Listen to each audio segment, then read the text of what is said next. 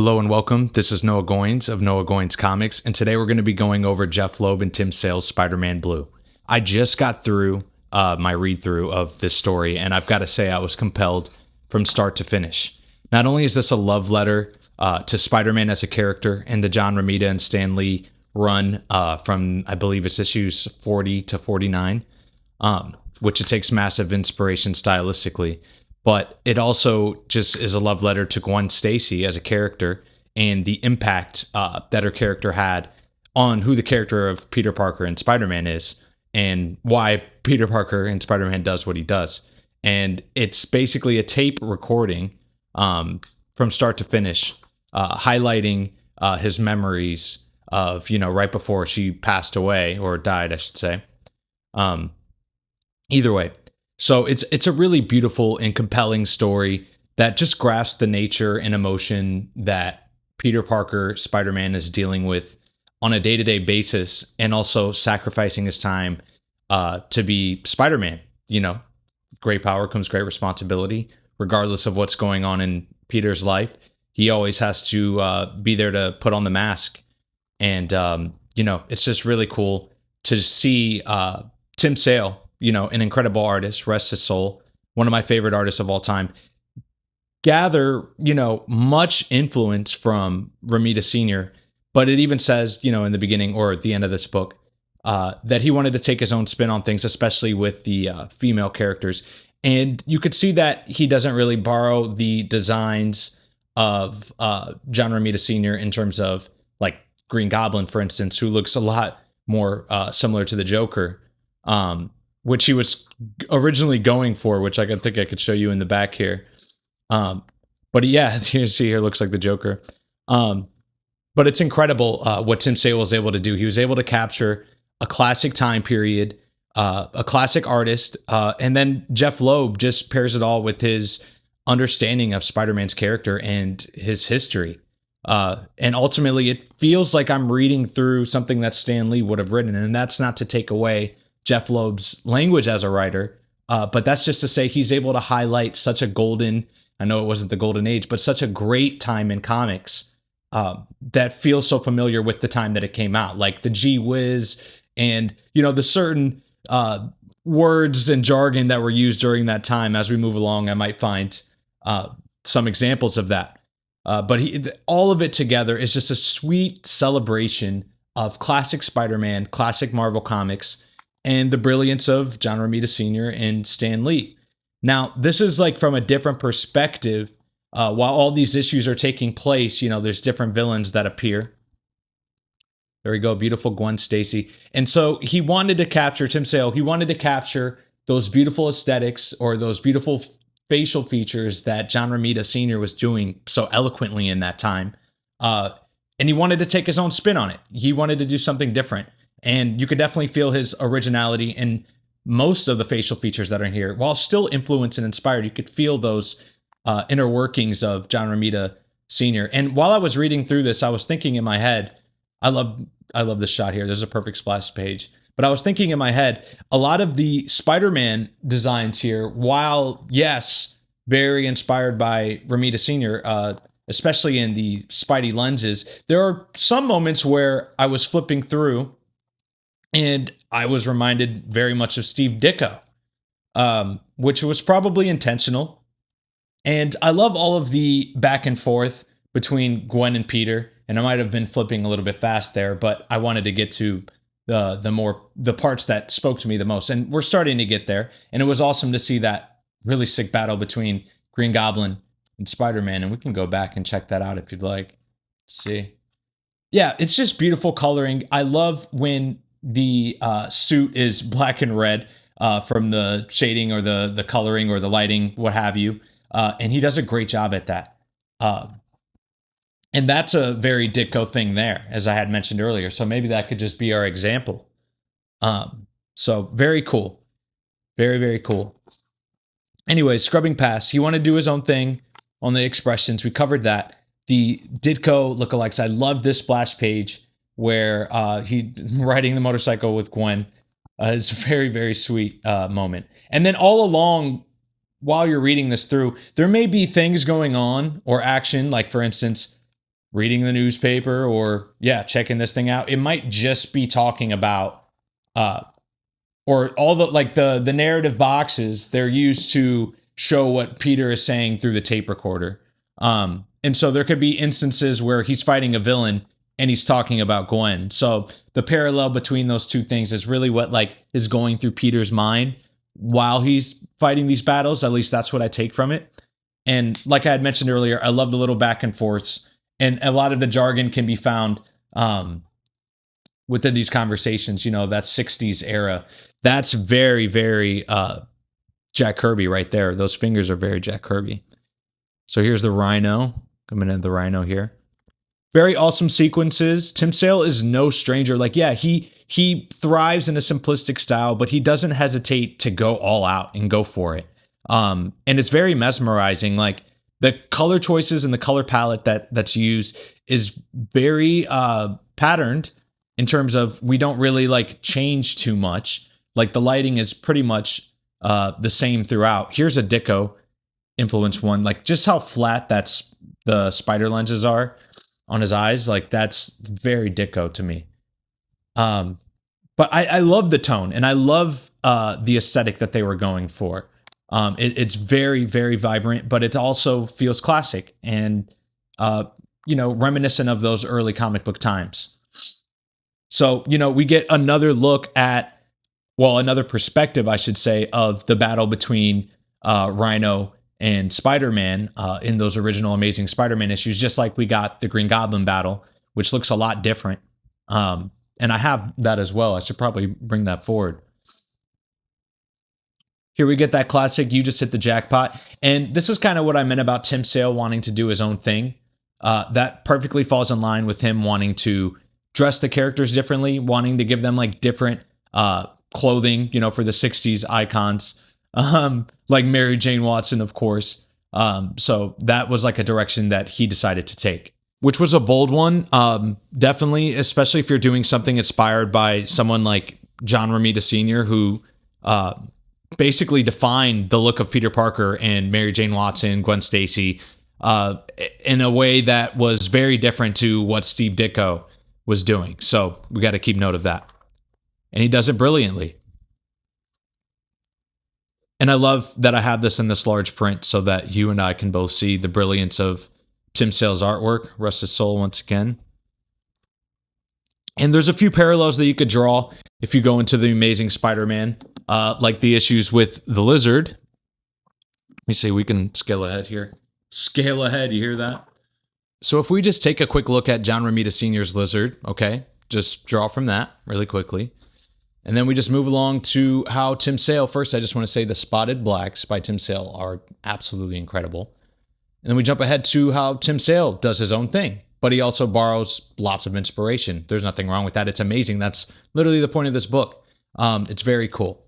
And I love how dynamic his Spidey is, and I love how exaggerated his fingers are. I'm not sure if you can grab that, but Tim Sale also does a great fist. I mentioned the other day that Eric Larson draws the best fists in comic books, but I really love the way he does these. And these are pretty hard to gather. I mean, if you're an beginning artist like I am. So love the lighting on this panel here. That's very cool. And I love the split between these two panels. I meant to do like sticky notes. I just didn't want to damage the book.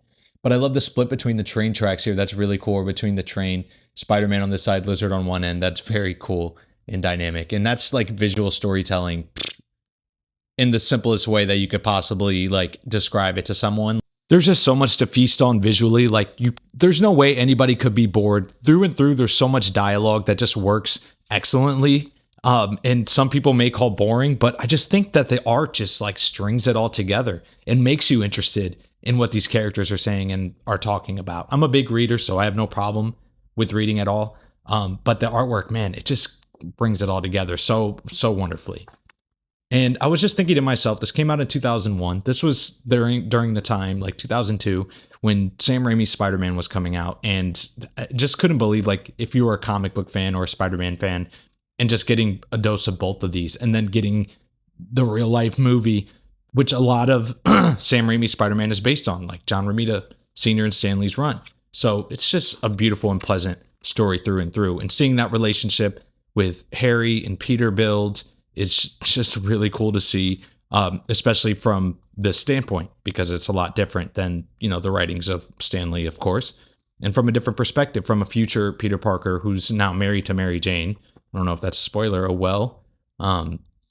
This is beautiful. I almost didn't even recognize that this was Tim Sale because there is no figures in them at all, but he does a beautiful landscape. There's no doubt about it.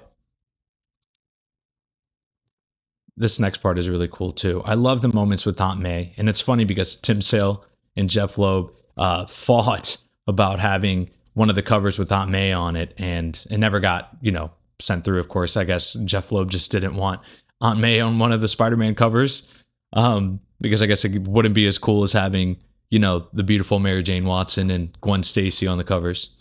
This part was really interesting as well. I almost forgot that there was two different Vultures, and the next part of the story kind of steps into that. Love the blacks here. It's very cool. Very, very cool.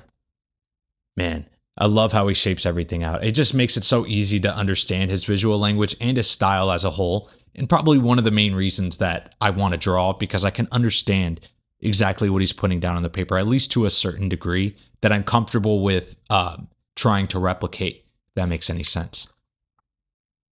Another one of those examples of him spotting blacks, and he takes, actually, this is another Ditko influence, I believe, from when the Molten Man was the villain on the cover, and, the only thing that you could see of Spider-Man was the red parts or the web lining, and that was something that Ditko was able to capture, and you're able to see Spider-Man's figure through the silhouette, which is really, really cool and well done. He does a great job at that. I love the character arc of Flash, seeing him grow, and he changes a lot throughout the story. Here's another Ditko looking Spidey, although the thigh is a lot rounder than Ditko would probably do. And I also love this here. It's just such a bold, an amazing panel. And there goes the exaggerated hands that I had mentioned earlier. I really love. And I just love the way he does these shapes, and these flat colors are just so well done. It's just beautiful. I could just gaze in awe over all of these. And another part of the engaging part is his dynamism for Spider-Man. He's definitely up there, contender. I think I have to put him on the Mount Rushmore of Spider-Man artists just for this book alone. It's just incredible. But those instances, again, where I mentioned earlier, we have another Vulture, which I completely forgot about. I didn't understand where this one, Blackie Drago, I don't feel like they ever brought him back into the mainline Spider-Man series. If I'm wrong, correct me in the comments, please. I'm open to it. But he does defeat Spider-Man for this time being. Here's that beautiful cover with those flat colorings, Tim Sale. Oh, man. That relationship building between Harry always just looked kind of like creepy to me in this book. I always thought he looked kind of strange. Again, he's very good. Tim Sale's very good at doing interiors and backgrounds. Very much excels in that. Moving along here. Love the design choices, the fashion choices, like I mentioned earlier, Tim Sale wanted to go with. That was different than Romita Sr.'s. And I love how both of them are just like in awe of Peter Parker at this point, because this is when he breaks out of his like nerdy bookworm phase, and he's getting cool with Harry, not getting cool with Flash per se, which we'll touch on a little bit, but he is making his way up in terms of social ranking. So it's kind of cool to see have two beautiful women like Mary Jane and Gwen Stacy, of course, just swooning completely over him.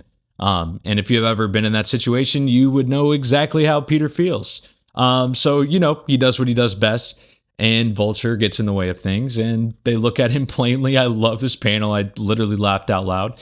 And, he tends to his duties as the Amazing Spider-Man, of course. Another one of those silhouetted. I guess he was just obsessed. Sale was obsessed with these like silhouetted cuts of Spider-Man, which I have no problem with. I love. And the snow is just such a cool like little touch. With Spider-Man. Like seeing Spider-Man in snow is very, very cool. Double page splash with the two Vultures I had mentioned earlier. Very cool design choices, and I love the shapes that are going around here as well. And just the landscape of the city. Like Tim Sale, you cannot denounce this guy in any shape of the word. Like can say, oh, he's too simplistic or whatever. No, like this guy knows exactly what he's doing, and he goes balls to the wall if he needs to. And he definitely did with Spider-Man. And I know that he was a really big fan of Spider-Man, so it was cool to get this. This part I thought was really interesting because though we don't see the death of Gwen Stacy in this graphic novel or series of issues, I should say, either way, this thing that he thwips, this little piece of gargoyle, I don't know, edge of the building, thwips it and it snaps, similar to how Gwen Stacy passes away. But instead of, something bad happening, he ends up saving Flash. They have a little sentimental moment. We get like an Amazing Fantasy number 15, correct me if I'm wrong. And after Spider-Man saves Flash, we get this share of like sentiment from Flash to Spider-Man because he's a huge fan of Spider-Man and what he does. And obviously he saved his life. And Spider-Man even goes on to say, he was probably Spidey's biggest fan, and I never acknowledged it in any way. And that's interesting because it's such a turning point for Flash's character, especially in this moment, because after that, he decides, after seeing all that Spider-Man has done with his life, and after seeing Peter with Gwen and MJ, and Flash is no longer the hotshot guy, that leaves a stain on him. And so he wants to change his life. And I think that's such an interesting way to take the character. And then eventually, he would become Agent Venom. So that's very interesting for the character. We get the final ending of the battle between the Vultures. Very cool. And then we finally get note of who the main villain behind all of this is. And if you've read the series, The Amazing Spider-Man, that you'll know that Kraven is behind, the Scorpion making his appearance again, Dr. Octopus making another appearance, again in The Amazing Spider-Man series, the Lizard, of course, and the Rhino and the Vultures. We get a cool panel here. And what I had mentioned earlier about we could be looking at something like this and the tape recordings will be talking about something else. For instance, it'll say, we were riding in a car. I don't know whose car I was driving. It was a convertible, maybe like the one Harry used to own. I don't know. The wind was in your hair and you were alive, Gwen. This is him talking about a dream. So what's going on in sequence of, a big villain planning some crazy plot to destroy Spider-Man.